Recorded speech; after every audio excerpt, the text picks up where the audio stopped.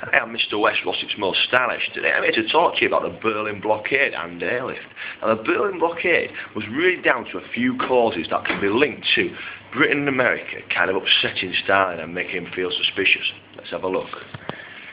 Now, first of all, in kind of January 1947, we've got Britain and America there combining their zones. That's actually in Berlin, but combining their zones into Bizonia.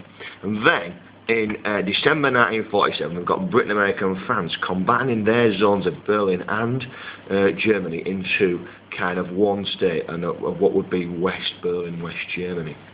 Now, what also came to a nice time was this issue of martial aid. Now, we can see down the middle of this picture that Morris produced, there's an iron curtain there, and the countries on the left, on the western side, are getting the money from martial aid, and they're pretty happy. On the other side, there's Stalin, you can tell, because he's got a tash, and he's saying no to martial aid, and the countries on his side are not very happy as well. Added to that, the West introduced a new currency, the Deutschmark, which caused chaos within Germany, because basically what it did was it meant that everyone within East Germany and East Berlin was trying to get rid of their currency and get rid of the old currency. It just caused chaos for Stalin. And it was a further example of the West making their side of Germany much better than Stalin's.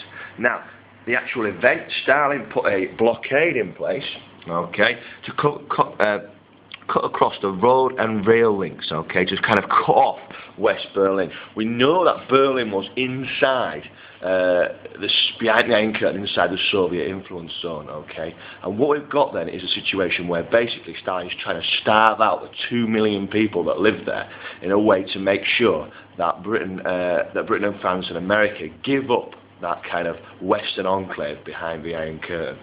Now then, the event itself involved basically 318 days, 275,000 planes, and a plane landing at Berlin Tempelhof Airport once every 3 minutes, okay?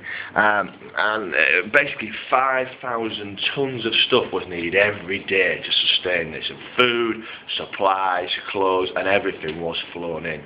Stalin watched for 318 days. He couldn't shoot down the planes, because if he did, that would be seen as an act of war. So very much he had to just kind of watch and wait and see what happened. The American resolve was clear. They flew the planes in and they kept West Berlin as part of Western Europe. Okay, Stalin in the end gave up the blockade, and the consequences of it are quite significant. First of all, Stalin, the West, introduced NATO, which is a military alliance set up against Stalin. This is the first example, really, of the West trying to kind of say we're against Stalin, and here's an alliance to prove it. And if anything else happens, we're going to be in it together against him.